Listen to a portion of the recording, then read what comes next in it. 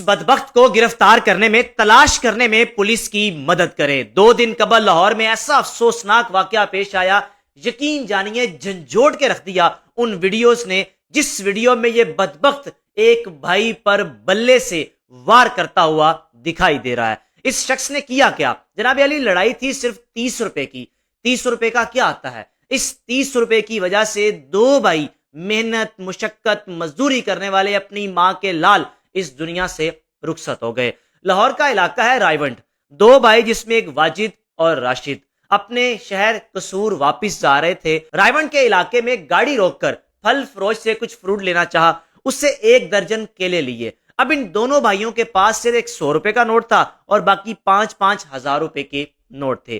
اول تو 1 درجن کیلے لینے کے بعد جب دیکھا کہ ہمارے پاس 100 روپے ہے یا 5000 ہے اور پھل فروش کے پاس کھلے پیسے نہیں تھے، ان دونوں بھائیوں کا قصور صرف یہ تھا، اس پھل فروش کو یہ کہہ دیا کہ آپ 30 روپے کے کیلے نکال لیں، یعنی جو 100 روپے کے کیلے بنتے ہیں آپ ہمیں دے دیں۔ اس پھل فروش کو یہ بات اتنی بری لگی، یعنی اس کو انا کا مسئلہ بن گیا۔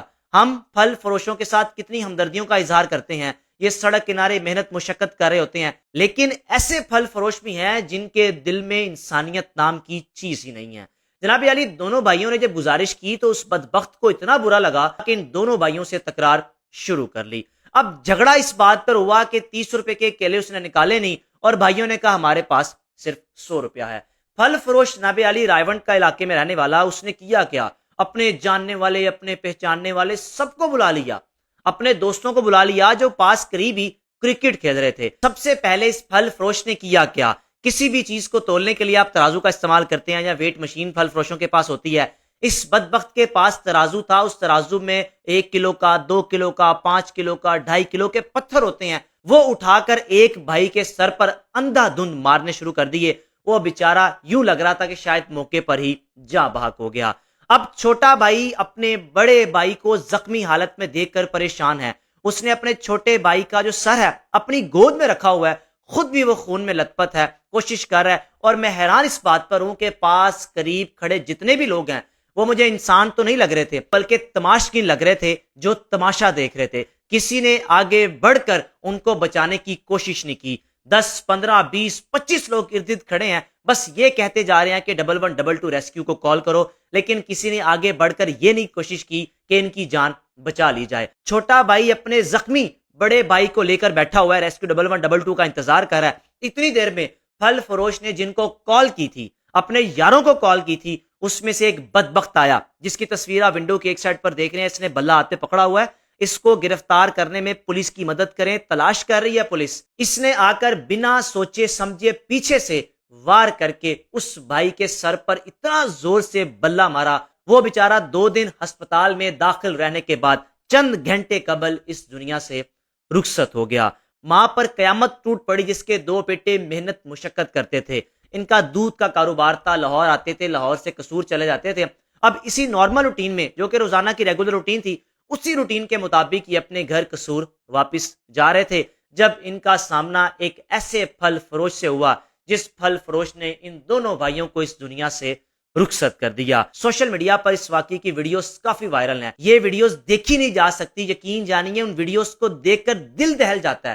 میں نے کل رات جیسی وہ ویڈیو دیکھی میری روح کانپ گئی۔ وہ بیچارہ جو اپنے زخمی بھائی کو لے کر بیٹھا ہوا ہے، اس کے وہم و گمان میں تھا ہی نہیں کہ جس حالت میں بیٹھا ہوں اسی حالت میں پیچھے سے آ کر ایک بدبخت میرے سر پر بلے سے وار کرے گا، اور ایسا زوردار اپنے بلے سے وار کیا وہ بیچارہ 2 دن جنرل ہسپتال میں کومے میں رہا۔ پہلا بھائی جو زخمی تھا وہ تو ہسپتال جانے سے پہلے ہی اس دنیا سے رخصت ہو گیا، اور دوسرا تشویشناک حالت میں ہسپتال میں داخل رہا۔ اب آپ کے خیال سے 30 روپے کی کیا اوقات ہے، کیا ویلیو ہے؟ کیا 30 روپے سے اس ماں کی جو گود اجڑی ہے کیا وہ واپس آ سکتی ہے؟ نہیں آ سکتی۔ صبر کا پیمانہ اس حد تک ختم ہو چکا ہے کہ ہم کسی کو برداشت ہی نہیں کرتے۔ اگر ہلکی سی تکرار ہو بھی جائے تو وہ تکرار اتنی شدت اختیار کر جاتی ہے کہ ہر شخص اپنے آپ کو بدماش سمجھنا شروع کر دیتا ہے۔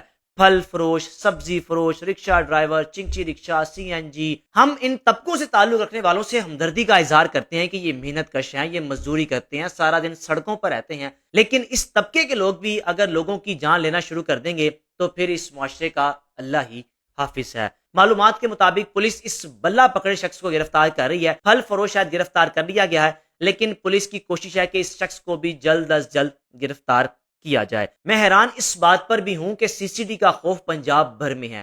آئے دن مبینہ پولیس مقابلوں میں جرائم پیشہ افراد کو مارا جا رہا ہے، لیکن اس کے باوجود اگر کرائم کم نہیں ہو رہا، اس کے باوجود جرائم کم نہیں ہو رہے، تو یہ سوچنا پڑے گا سی سی ڈی کو، یہ سوچنا پڑے گا پنجاب پولیس کو، یہ سوچنا پڑے گا حکومت پنجاب کو۔